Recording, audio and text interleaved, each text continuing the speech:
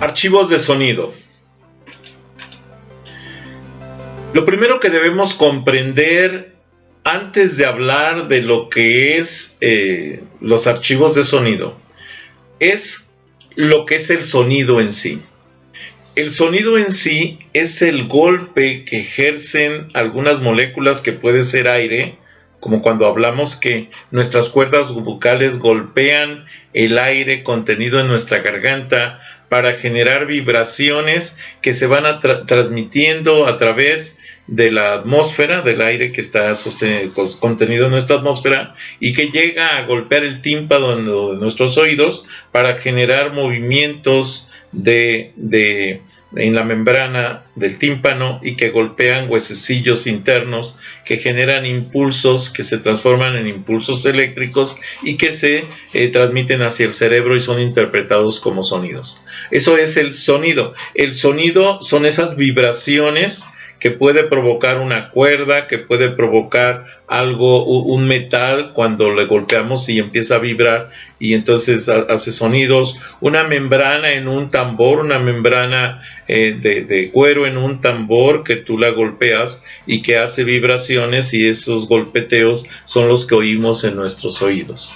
Entonces, ¿qué es el sonido? El sonido es la percepción de nuestro cerebro de las vibraciones mecánicas que producen los cuerpos y que llegan a nuestro oído a través del medio.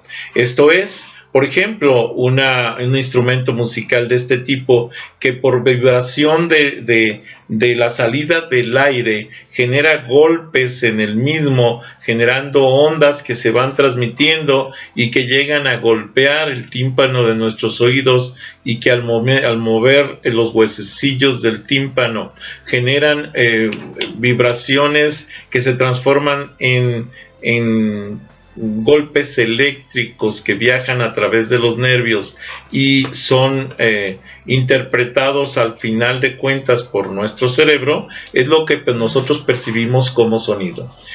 Si nosotros imaginamos una cuerda tensada entre dos puntos, como lo tenemos aquí, o entre dos clavos, por ejemplo, en una madera, y tensamos esta cuerda lo suficiente, al momento de generar un rasguido con nuestros dedos, vamos a provocar que la cuerda tensada sobre esos dos puntos se mueva, vibre, y esto haga que choque con las partículas de aire que están en esta situación. Esto va a permanecer en movimiento oscilatorio esa cuerda por ese rasguido y golpeando las moléculas de aire hasta que vuelva a quedar en estado de reposo por falta de energía que la vuelva a hacer vibrar. El sonido en el vacío no puede producirse puesto que no existen moléculas que puedan transmitir las vibraciones hasta nuestros oídos. Por eso es que en el vacío no se puede transmitir el sonido como tal. Las ondas electromagnéticas sí pueden viajar en el vacío, pero el golpeteo de las moléculas de aire para transmitir esos golpes que interpretamos como sonido no existen. Todos esos movimientos son vibraciones. Como esos movimientos no los realizara no los realizará en el vacío, sino en el aire, aunque también podría hacerse en el agua.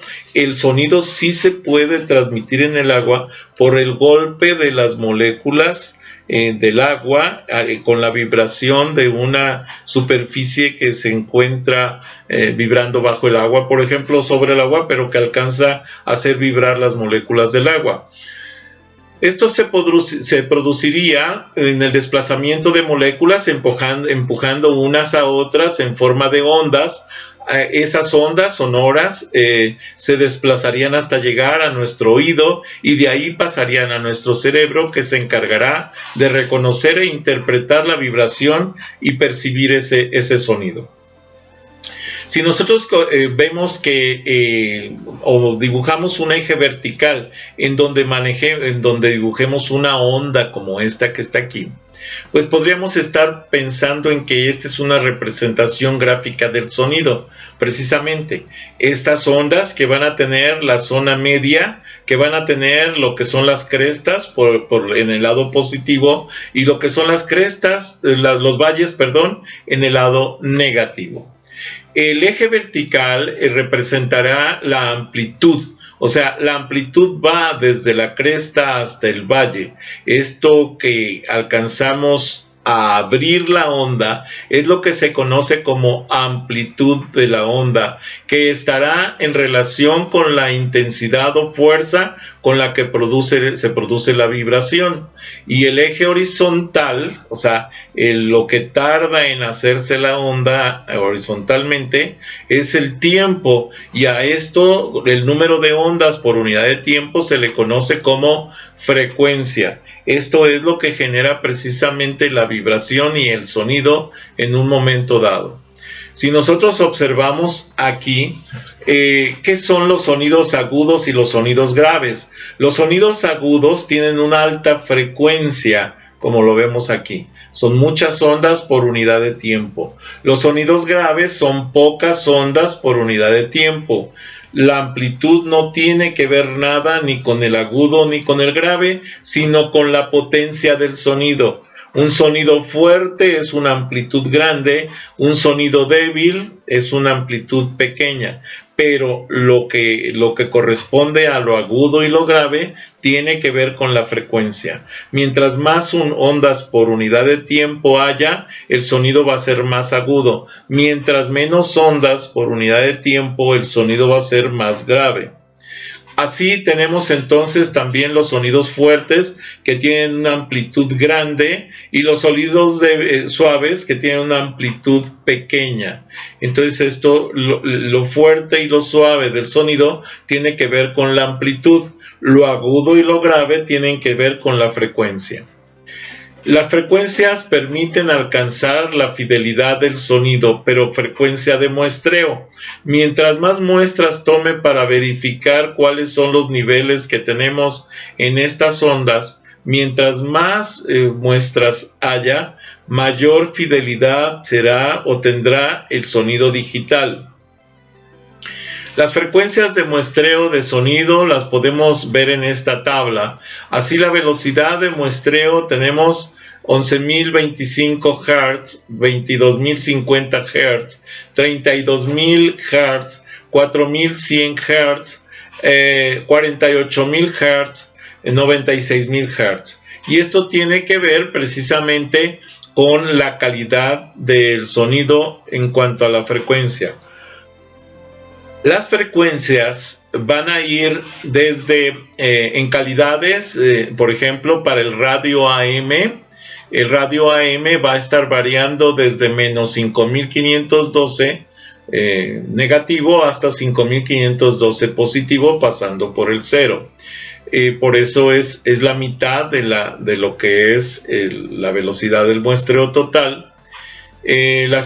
Prácticamente el radio FM, que es una gama, lo que se conoce como de gama alta, corresponde precisamente a 11.025 Hz de frecuencia, de 0 a 11.025 Hz de frecuencia. Después viene lo que corresponde a los, al radio FM, pero de gama estándar. Como se transmite normalmente, va de 0 a los 16.000 Hz. La calidad de CD es de 0 a 22.050 Hz, y la calidad del DVD estándar es de 0 a 24.000 Hz. La calidad del DVD de alta gama, ¿sí?, como puede ser un Blu-ray, de 0 a 48.000 Hz. Los controladores de sonido en las computadoras normalmente ya están integrados en la tarjeta madre, y son chips del tipo Cirrus Logic, como el que vemos aquí. que es este es un controlador de sonido ya fabricado específicamente para este tipo de tarjeta. A veces se llegan a quemar porque se meta voltaje a los auriculares o cosas así, y entonces hay que cambiar este chip. Este chip sí se llega a cambiar, aunque es soldadura de superficie, pero se cambia normalmente por aplicación de aire caliente. El análisis de un convertidor, de una tarjeta de sonido, lo vamos a ver en este ejemplo.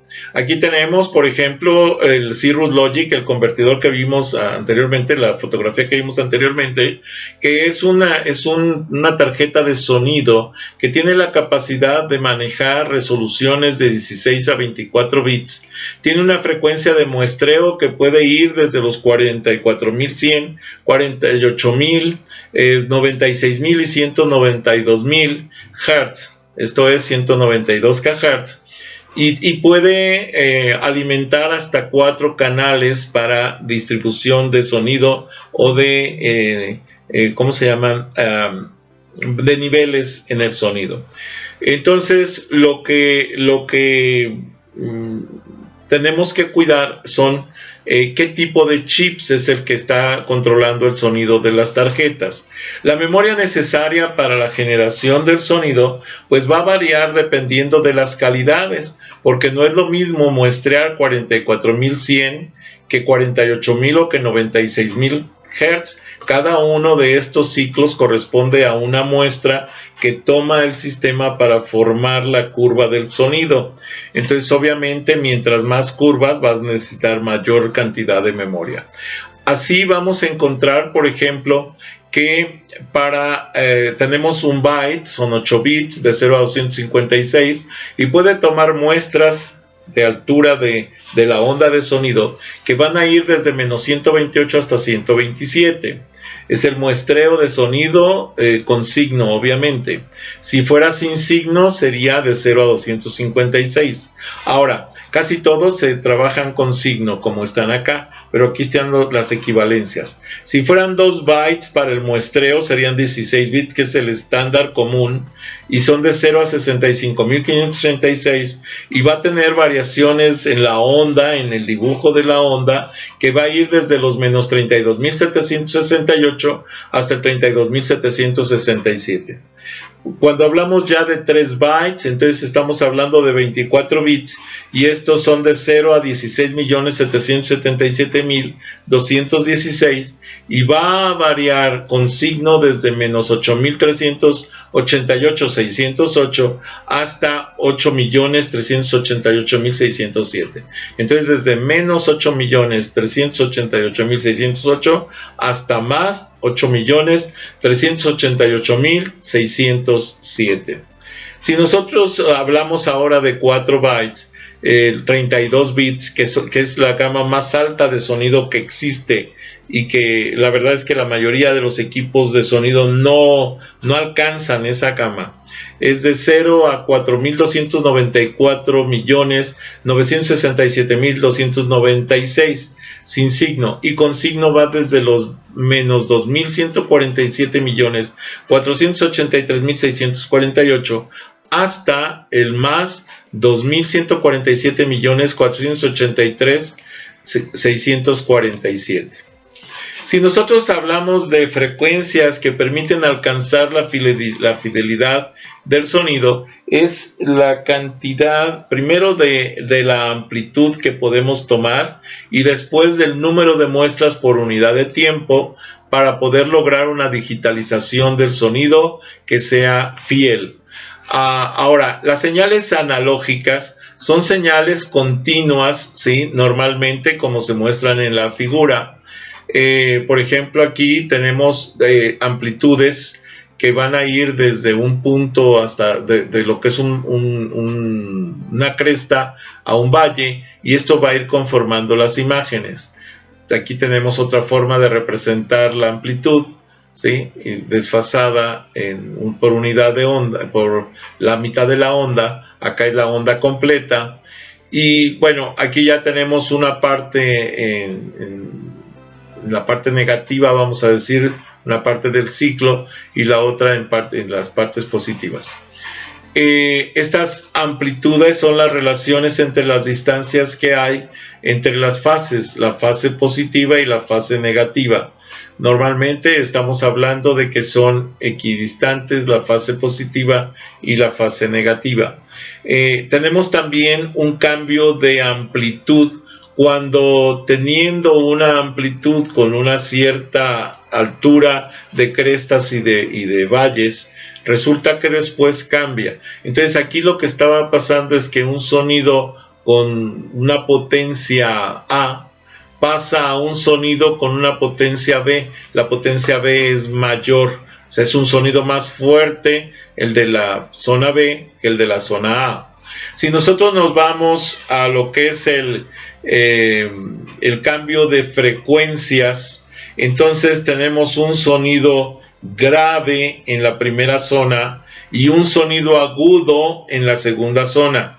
Acuérdense que frecuencia nos habla de, la frecuencia nos va a decir lo grave o lo agudo del sonido, y la amplitud, la fuerza, un sonido suave o un sonido fuerte.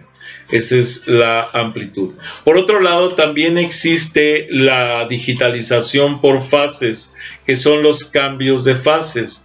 En una recta normal puede haber cambio de fases a 90 grados, como está aquí, que cambia directamente a 90 grados, o con un cambio a 180 grados, como está aquí, viene el cambio de la fase por unidad de tiempo, pero a 180 grados. O también puede haber un cambio de fase a 270 grados. El más sencillo pues es el cambio de fase a 90 grados, obviamente. Nada más corta la mitad, o como que adelanta medio ciclo la onda para que se dé el cambio de fase a 90 grados. Aquí lo que hace es adelantar un ciclo completo la onda para que si este va hacia abajo, al adelantar el ciclo, lo va a mandar hacia abajo otra vez. Por eso se ven estas dos valles. Y la otra es también 270, va a cambiar hacia la zona inferior, hacia el valle, pero a 90 grados hacia abajo. O sea, son los 180 que tenemos aquí del cambio de esta zona hacia acá, son los 180, más los 90 grados que tenemos aquí, son los 270 grados para el cambio de fase. La velocidad de muestreo para la digitalización de sonido nos lleva a que vamos a tener sonidos con una baja calidad, ¿sí? Porque tenemos pocas muestras y que va a ser un sonido muy robotizado. Sonidos de calidad media, que va a simbolizar una mayor cercanía a la curva del sonido, pero va a seguir siendo robotizado. O sonidos muy cercanos a la curva del sonido y que ya va a ser un sonido casi verdadero, ¿sí? Con poca pérdida de datos. Así vamos a tener, por ejemplo, la comparación de estas gráficas, en donde podemos ver que en esta gráfica y en esta gráfica tenemos la misma frecuencia, solo que aquí tenemos un muestreo a 16 bits, aquí tenemos un muestreo a 24 bits. Entonces, por amplitud, esta es mejor, permite sonidos más fuertes. Esto es menos eficiente, porque permite sonidos más débiles, y esta permite sonidos más fuertes pero con una frecuencia mayor, y entonces esto obviamente nos va a provocar que podamos tener sonidos más fieles a la curva del sonido y además con mayor potencia. Obviamente la cantidad de memoria utilizada aquí, ¿sí?, es la mitad de lo que utilizamos acá, y la utilizada, bueno, no la mitad, aquí son 16, aquí son 8, es una tercera parte más de lo que se utiliza acá, y acá es el doble de lo que se utiliza aquí por la frecuencia. Muy bien. Ahora, con respecto a las señales analógicas y señales digitales, las señales analógicas se van a representar siempre como líneas continuas. Las señales digitales van a estar representadas como histogramas, pero con frecuencias muy cercanas que casi se van a ver como estas. Aquí se ve una representación burda con pocas columnas, pero ya cuando aumentamos el número de muestreo, pues obviamente las columnas se van acercando entre sí y se ve casi una curva constante. Ahora, lo que tenemos que tener cuidado es el reloj de muestreo.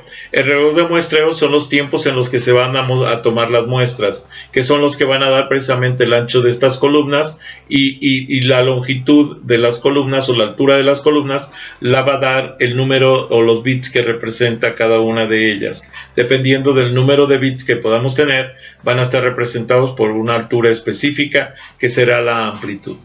Así, en el ejemplo de medición de voltaje en la digitalización de sonido, podemos tener, por ejemplo, voltajes de punto 1, de punto 2, de punto 3, ¿sí? Pero también podemos tener voltajes con un mayor rango de muestreo, en donde vamos a tener de punto 5, punto 1, punto 15, punto 20, etcétera. Y entonces, si observamos, esta curva está más cercana realmente a la curva del sonido que estas que tienen saltos más grandes. Esto es precisamente la representación del sonido que vemos aquí, en donde vamos a tener el análisis de voltajes utilizados para digitalización de sonido. En este caso estamos manejando voltajes que van desde los 0 volts hasta los 10 volts y cómo van variando por unidad de tiempo, ¿sí? Aquí estamos hablando de milisegundos, quiere decir que está tomando cada X tiempo los cambios de las muestras del nivel del sonido que tiene en cada momento, para que en un momento dado sea una reproducción más fiel del sonido. Hasta aquí este video.